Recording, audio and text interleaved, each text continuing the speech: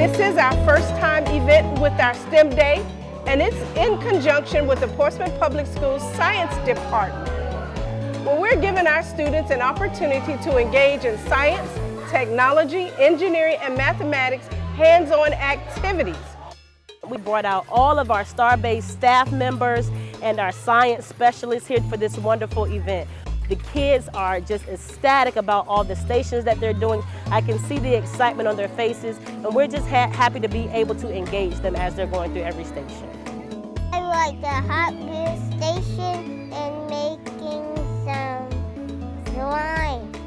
Because it's all red and yellow make orange. And Hot Wheel cars and tracks. They go down and then up and then they go backwards.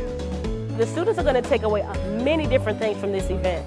First of all, the fact that we're exposing them to all of these different science topics, technology topics, engineering and math, is that they'll be able to be introduced to things that they may want to end up doing in the future. It's just sparking the young mind early.